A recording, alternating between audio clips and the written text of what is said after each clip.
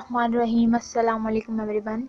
Welcome back to our channel Mathematical Mentor, and I am your teacher Bushra Zahoor. I hope you all are fine and I am also good, alhamdulillah. First of all, I wanna tell you that our today topic is requested, and the topic is Visual Basic Programming Language Concepts. But before this, we have to know about what is program and what is programming. First of all, what is program? A program is a set of instructions given to a computer to perform a specific task. Program set of instructions को कहा जाता है जो हम computer को देते हैं और वो हम लोगों को एक स्पेसिफिक टास्क परफॉर्म करके देता है. अब प्रोग्रामिंग की बारी आती है. Programming is a process of designing and building a executable program. ऐसा तरीका, ऐसा प्रोसेस जो डिज़ाइनिंग किसी भी प्रोग्राम की डिज़ाइनिंग करने या किसी भी प्रोग्राम को बनाना होता है, उसको कहते हैं प्रोग्रामिंग. तो इतनी सी बात आपको समझ आ गई होगी. अब हम चलते हैं अपने मेन टॉपिक की तरफ, जो कि है visual basics programming language concepts. Now visual programming is a tool that allows you to develop a Windows graphical user interface. Visual programming एक ऐसा टूल है जो हम लोगों को ग्राफिकल यूज़र इंटरफेस बनाने में मदद करता है. एक ऐसा इंटरफेस जो यूज़र फ्रेंडली हो, जैसे माइक्रोसॉफ्ट का इंटरफेस होता है, वैसा इंटरफेस बनाने में हमें विजुअल प्रोग्रामिंग जो है मदद करती है. विजुअल प्रोग्रामिंग को आगे 2 पार्ट्स में डिवाइड किया जाता है, जैसे visual and basics. Visual part जो है वो ग्राफिकल यूज़र इंटरफेस को रेफ़र करता है और बेसिक पार्ट रेफ़र करता है बेसिक लैंग्वेज को. बेसिक लैंग्वेज होती है beginner all purpose symbolic instructions code. वो उसकी कोडिंग यूज़ होती है इस विजुअल प्रोग्रामिंग में, तो इसलिए इसको कहा जाता है विजुअल बेसिक्स. अब हम चलते हैं डेवलपमेंट की तरफ. Development VB was developed by Microsoft in May 1991. ये लैंग्वेज जो है माइक्रोसॉफ्ट कंपनी ने 1991 में डेवलप की थी.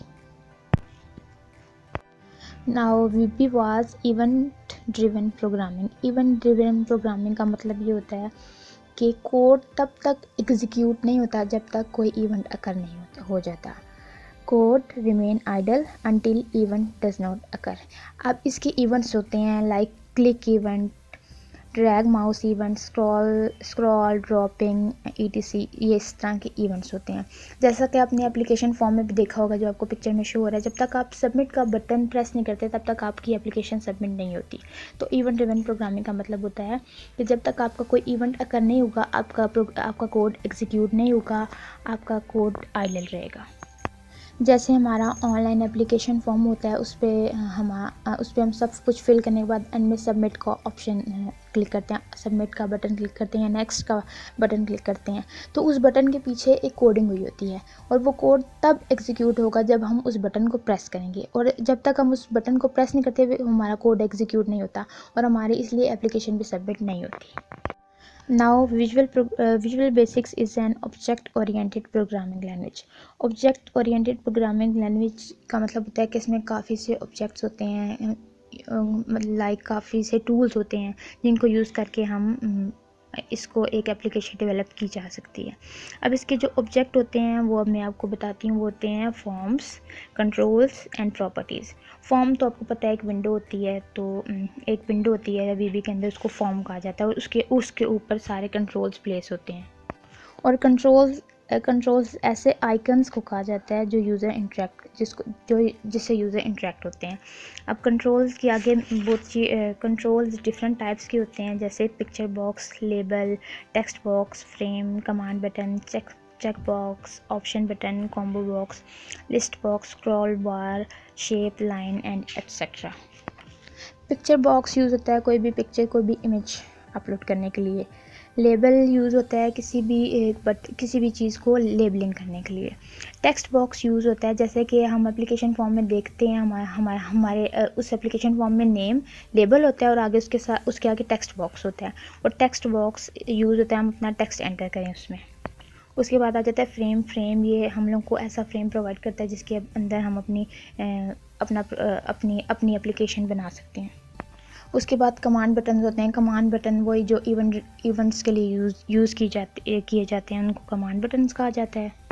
उसके बाद आ जाते हैं check boxes. Check boxes basically होते हैं जैसे हम कोई भी फॉर्म या कोई भी कुछ भी फिल कर रहे होते हैं, उसमें हमसे लाइक एक एग्जांपल मैं आपको देती हूँ, सब्जेक्ट हम लोगों से पूछे जाते हैं तो हम उसमें सिर्फ एक सब्जेक्ट तो नहीं चूज़ करते, हम उसमें डिफरेंट सब्जेक्ट चूज़ कर सकते हैं। तो चेक बॉक्स और ऑप्शन बटन का डिफरेंस ये होता है कि चेक बॉक्स में हम डिफरेंट यूज़ कर सकते हैं, डिफरेंट ऑप्शंस इकट्ठे यूज़ कर सकते हैं, लेकिन ऑप्शन बटन में सिर्फ हम एक ऑप्शन ही चूज़ करते हैं। उसके बाद बारी आ जाती है कॉम्बो बॉक्स और लिस्ट बॉक्स की। कॉम्बो बॉक्स जो है वो लिस्ट बॉक्स की तरह ही होता है, इसकी भी एक लिस्ट निकलती है, लेकिन कॉम्बो बॉक्स जो होता है वो एडिटेबल होता है, उसका हम टेक्स्ट एडिट कर सकते हैं, लेकिन लिस्ट बॉक्स का हम टेक्स्ट एडिट नहीं कर सकते। उसके बाद आ जाता है स्क्रॉल बार, वो तो आप सबको पता ही है, स्क्रॉलिंग के लिए यूज़ होता है। उसके बाद आ जाती है शेप, जो शेप्स बनाने के लिए यूज़ होती हैं, और उसके बाद आ जाती हैं लाइंस, जो हम लोगों को लाइंस भी डिफरेंट शेप्स बनाने के लिए यूज़ होती हैं। तो ये हैं इसकी different controls.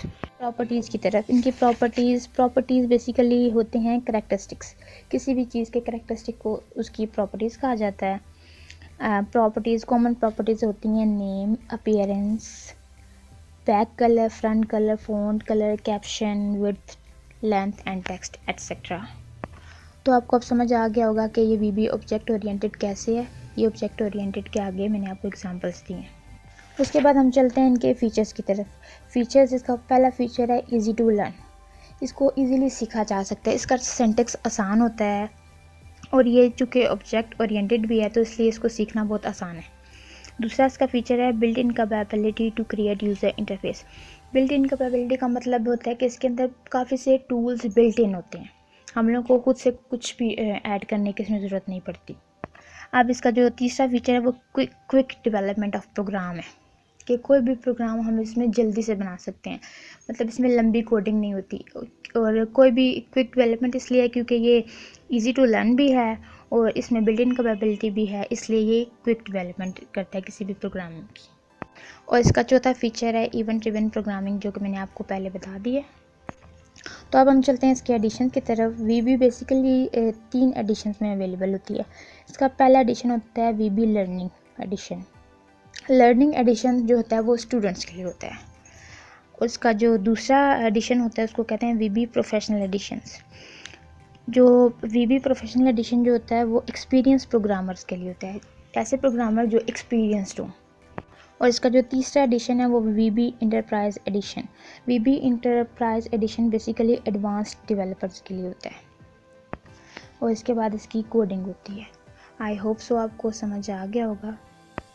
I hope so आपको मेरी ये वीडियो अच्छी लगी होगी।